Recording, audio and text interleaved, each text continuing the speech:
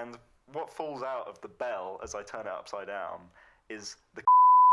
To listen to the full episode of the podcast, the links will be down below. Let's get into the video. I love it. Set the scene and tell us a story, my friend. This was with my salsa band, and I'd been with them for a good while at this point, and I had worked on a track called Tuyo,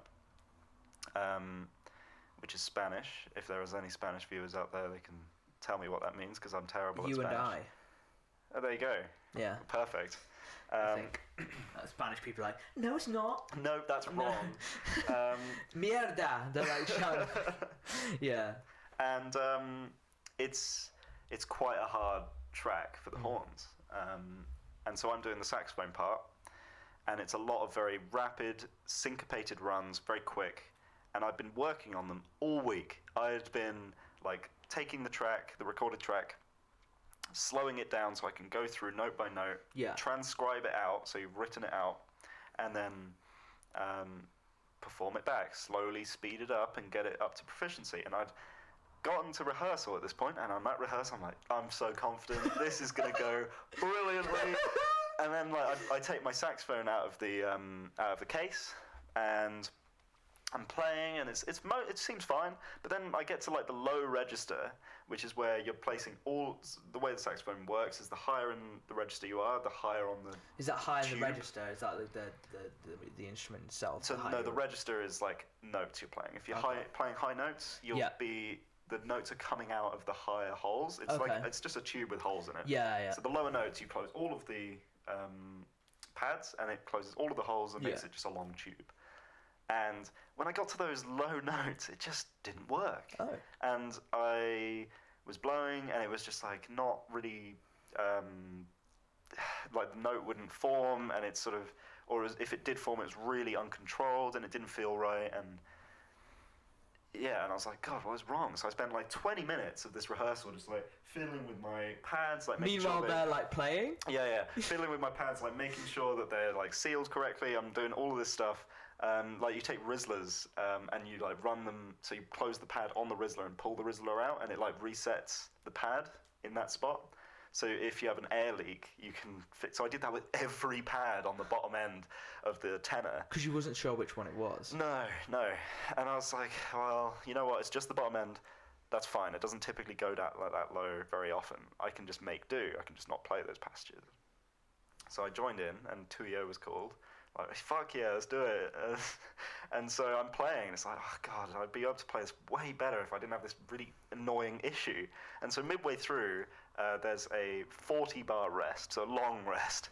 So I can relax at that point. I know my cue, I don't need to count, so I'm just like, whew, this is really annoying, the saxophone not working. It's like been such beautiful sax up until now. And so when you're in the resting position, instead of holding it up, right, you typically just lower it down, because it resting off your neck, it feels more comfortable. And what falls out of the bell as I turn it upside down is the cleaning cloth of the saxophone that had just been left in there. I don't know how, it like somehow when I was moving it from my house to the rehearsal space, it like juggled itself inside the saxophone. As soon as that massive cleaning cloth fell out of the end of the sax, funnily enough, all of the notes worked. It's just like, what? And so I wasted about 20 minutes rehearsal, and then by the time I'd been like, what the fuck? And I'd like figured out, I then missed my cue, and everyone was looking, I was like, bollocks! So then I'm like trying to like brush the cleaning cloth behind me so no one sees it, because that's really embarrassing, because I was making a really big thing of it, like, oh, my thing isn't working. Like letting everyone else, or like, and so I'm then trying to catch up with where I was, and I've lost my place, and like, fuck it out, and then like I gotta improvise, and I'm terrible at improvisation, and then and it all falls apart in like a really comedically sound way, and then at the end, I'm like, oh, and the pianist who's to my right looks over and he's like, what's that? I'm like, oh, it's just my cleaning cloth. And he's like, oh. I was like, yeah, it fell out, my saxophone. That's why it was broken. It wasn't working. It's because of that. No, are they like calling you cloth boy and like kind of? Yeah, they're all like ripping into you idiot. No, I suppose as you go back to the introverted thing, there's nobody in the group who's kind of like, you know, that kind of. There's not really laddie lads there. Like I feel like it's nice, right? But to be able to practice an instrument and be in your room by yourself, you've got to be quite an introverted person in the first place. Yeah, that's such a funny story. I feel like it does lend itself to introverts. Yeah, no, in that sure. regard. So would you say that's like one of the most like not embarrassing but like funniest things? Well, yeah, it's just comedic because especially if you take into account all of the like horrible sounds that a saxophone makes when it's blocked. I mean, it's you may have heard saxophones squeaking.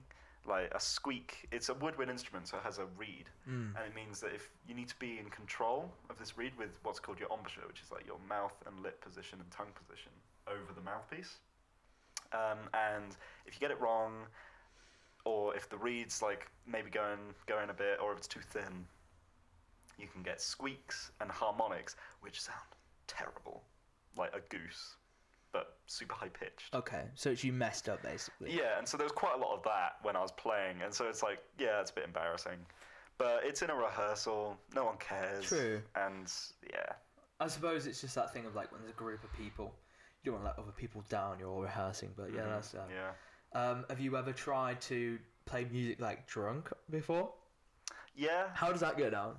I am terrible at playing music when drunk, or on any substances at all, any inebriation. I just can't do it. Like Calpol, paracetamol, Calpol, any exactly. of that. Yeah, if I'm on paracetamol, that's me done for at least a week, dude. Sorry guys, can't come to band practice, you know. I got a headache, you know. Well, yeah, I've done it before, and actually I've had really great gigs where I've been absolutely pissed, and it's all gone really well, and but on like balance, I've had more gigs that it's like, wow, I could have played way better if I'd just not drank. Okay. I mean, it's a good thing being first on, I reckon, because it doesn't give you enough time to get blackout drunk before your set. True. I feel like way too many people turn to alcohol and stuff. It's a really big problem in the music industry. Is it? Yeah. Yeah, 100%.